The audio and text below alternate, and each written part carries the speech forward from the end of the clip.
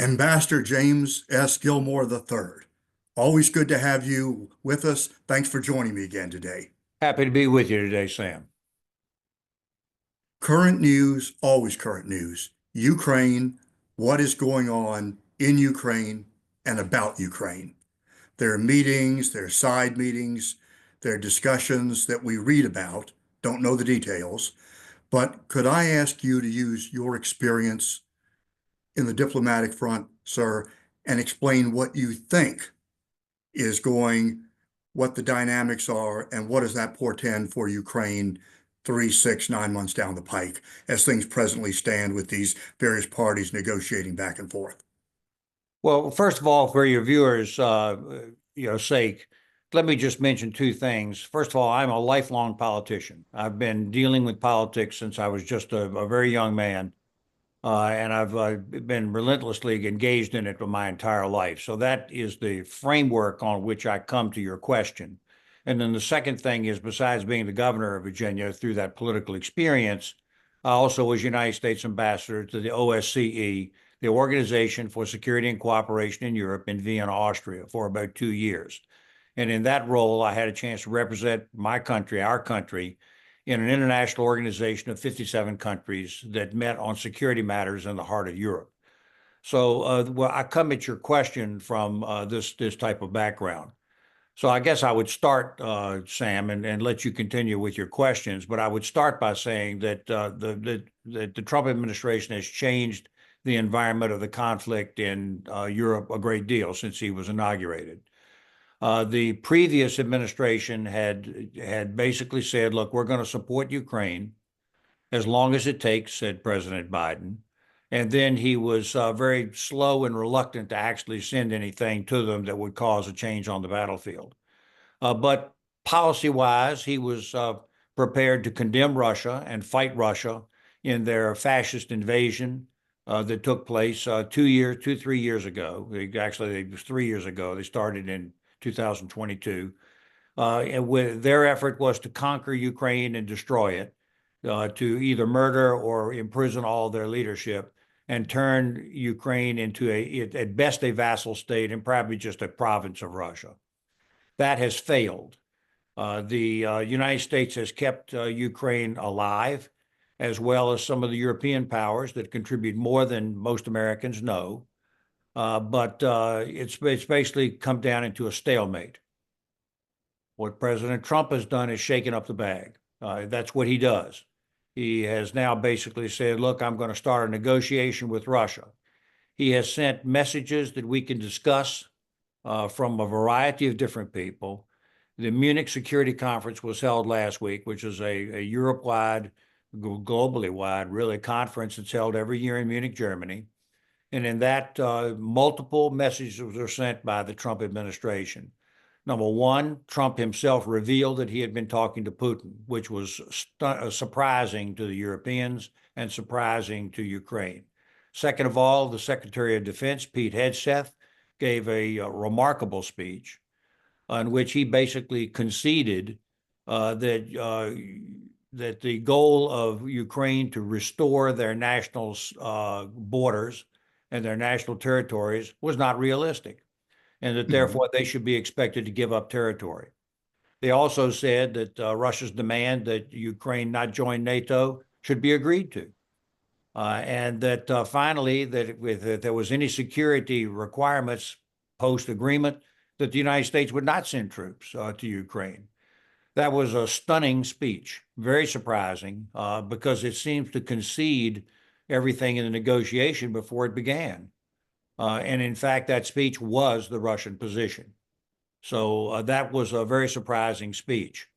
Over and above that, there have been mixed messages that have come out of the administration, but now they're all meeting in Saudi Arabia, which is a theoretically more neutral site, in order to begin those negotiations.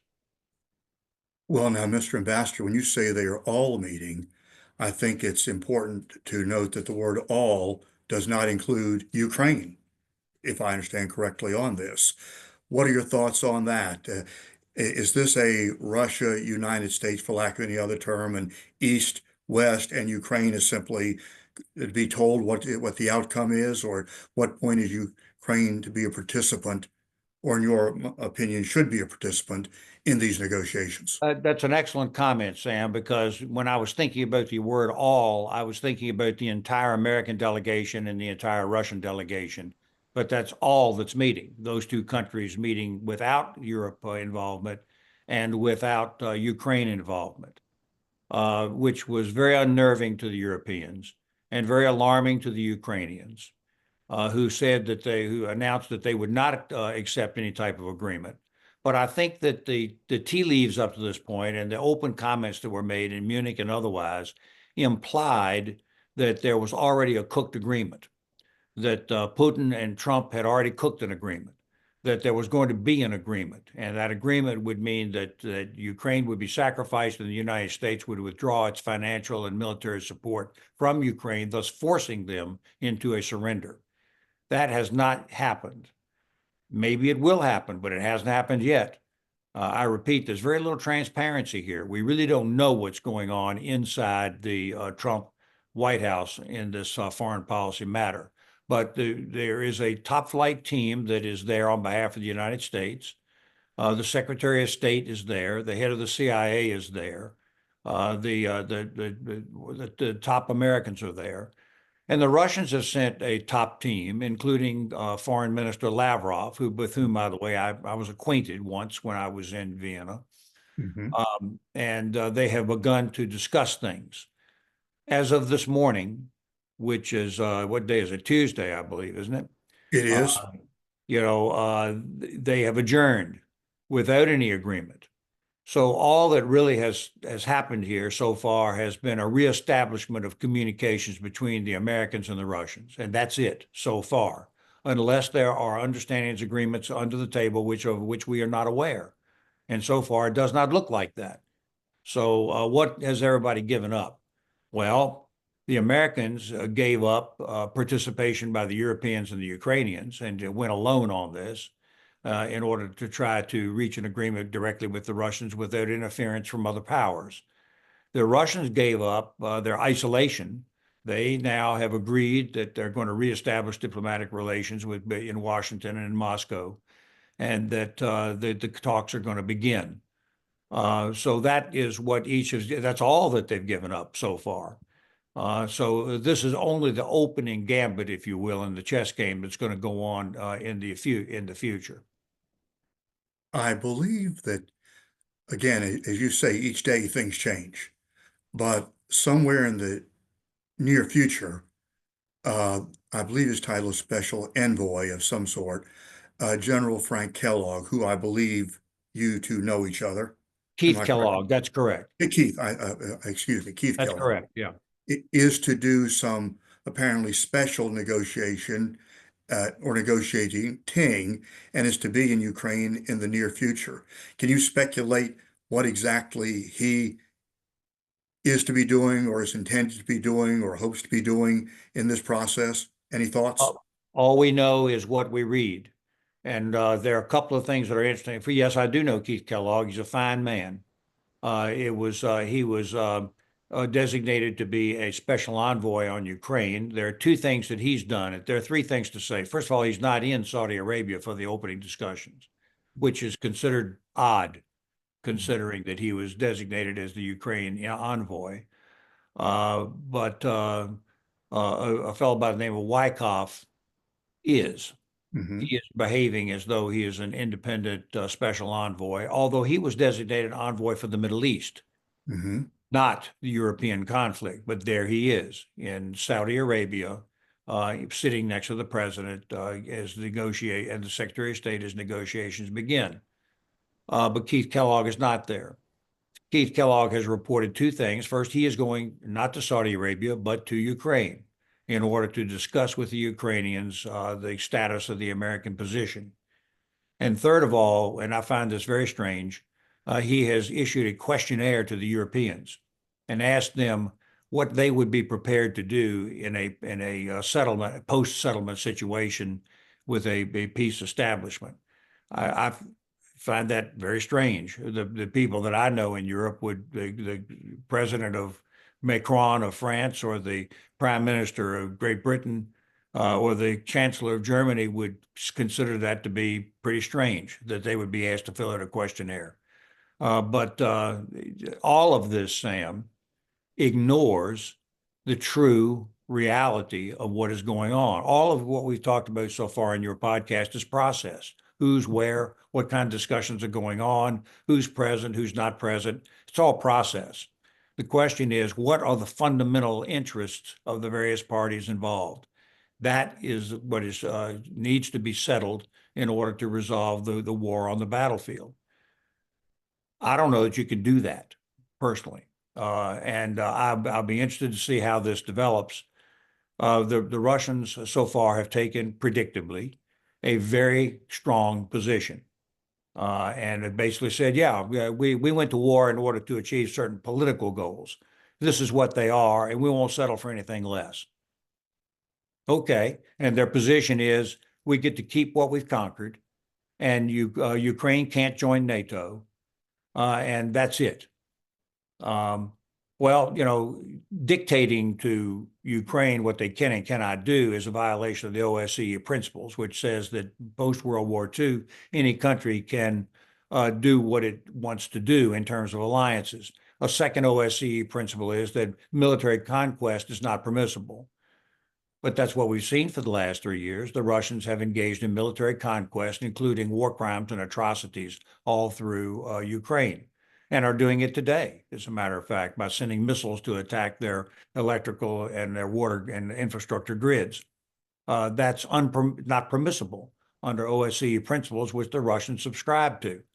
So the world the fundamental things are going on here, Sam. Things are changing right now, and we're dealing with this.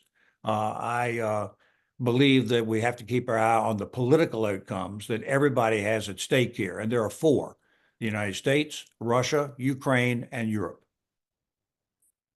Well, Mr. Ambassador, to wrap this together so that everyone has a good understanding, you, and I know I understand very well, have consistently said and felt that support for a free and independent Ukraine is paramount to general world interest of those in the world who share the United States values, is certainly paramount to the interest of the United States. If I'm summarizing that accurately, and if so, I'm presuming that is still how you feel, and that is still the main objective you'd like to see out of all of this. And so I think that your viewers are entitled to the answer to that question as to why I feel that way. And I feel that way because the international order, as set out in international treaties, including the Geneva Conventions, and especially the principles laid down in the OSCE and the Helsinki Accords that were entered into by everybody, these are being shattered by Russia right now. Russia has decided that the international order, particularly led by the United States, is not in their interests. And therefore, they are going to change the world to a new paradigm. And that new idea is the strong can absorb the weak. The strong can conquer the weak, and the weak can be subjected to the power and goals and interests of their stronger neighbor. That is the principle that is at stake here. And that this is, I think, clearly understood by the Europeans. The Ukrainians are simply fighting for their life, but they are the point of principle because they, after all, were the weak country that was invaded. They didn't invade Russia. Russia invaded them, and it continues to invade them.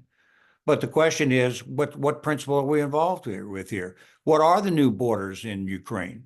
Is it the new borders following the conquest that Russia has done by force?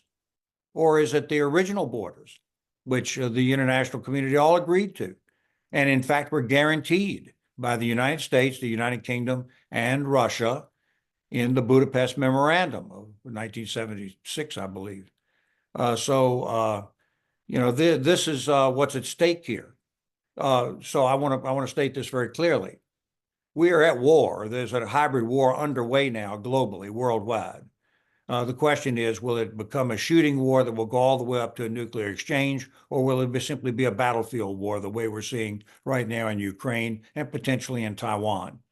If Russia is able to reestablish the principle that conquest and violence and war is acceptable in the 21st century, I can't think of any reason why you wouldn't see it in Taiwan or anywhere else, or even in North Korea, in the northeast Asia, or in the Middle East with Iran. How can we complain if Iran is trying to destroy Israel if it's acceptable under international rules? And at that point, the Israelis, being very smart people, are saying, yeah, we got to make sure that we can accommodate the new order, and therefore we'll do whatever violence is necessary to protect our country. So this is the conflict that's presently underway right now. I believe the Ukraine war will establish one principle or the other, and it will dictate what's going to happen in the 21st century. And the American public may not like it. Well, as you said more than once, uh, the facts may not be pleasant, but the facts. And that certainly is the way things must be looked at accordingly. As always, Ambassador Jim Gilmore, your thoughts and your time are much appreciated. And I thank you once again for joining me. Thank you very much, Sam.